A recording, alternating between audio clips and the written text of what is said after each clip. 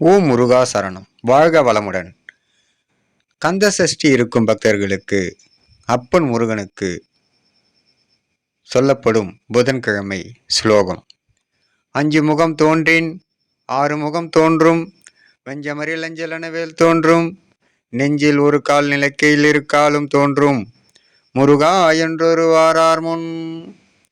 5 முகம் தோன்றின் 6 முகம் தோன்றும், வெஞ்சமரில் அஞ்சலன வேல் தோன்றும், நெஞ்சில் ஒரு கால் நிலைக்கையில் இருக்காலும் தோன்றும், முருகா என்றொரு வாரார் முன்.